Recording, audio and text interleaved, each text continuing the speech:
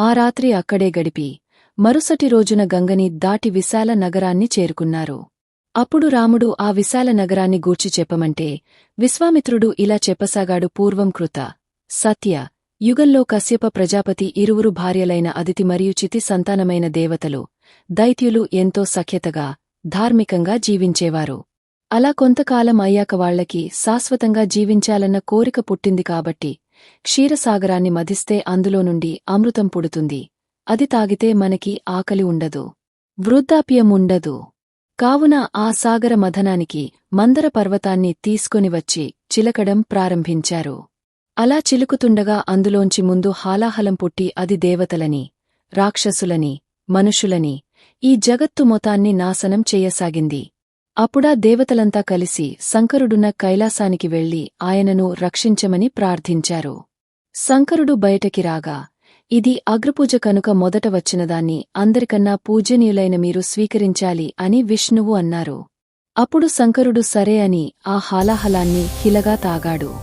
అన్ని లోకాలని కాల్చిన ఆ హాలాహలాన్ని శంకరుడు తాగుతుండగా ఆయన శరీరంలో ఒక పొక్కు రాలేదు, కళ్ళు ఎరుపెక్కలేదు.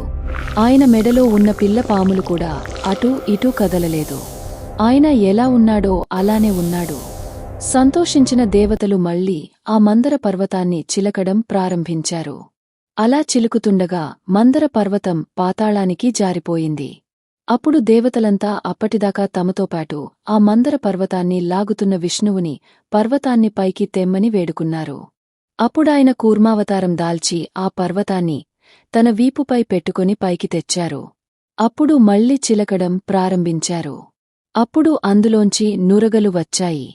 ఆ నురగల నుండి 60 కోట్ల అప్సరస్సులు వచ్చారు.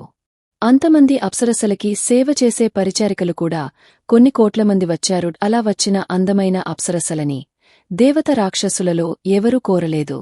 అందుకని వారు దేవవేశ్యలు అయ్యారు. తరువాత అందులో నుండి వరుణుడి కుమార్తె అయిన వారుని అనే సురరసం వచ్చింది. దేవతలు ఆ వారునిని తాగారు కాబట్టి వాళ్లని సురులు అని పిలుస్తారు. రాక్షసులు ఆ సురరాసాన్ని వద్దన్నారు కాబట్టి వాళ్లని అసురులు అని అంటారు. ఆ వారునిని సేవించలేదు కనుక రాక్షసుల మనస్సులు ఎప్పుడూ సంతోషంగా ఉండవు. తరువాత వచ్చిన ఉచ్చి, స్రవం అనే ఆశ్వాన్ని రాక్షసులు స్వీకరించారు. అలానే కౌస్తుభాన్ని శ్రీమహావిష్ణువు స్వీకరించారు. తరువాత పుట్టిన అమృతం కోసం అందరూ కొట్టుకున్నారు. చివరగా విష్ణువు యొక్క సహకారంతో దేవతలు ఆ అమృతాన్ని సొంతం చేసుకున్నారు.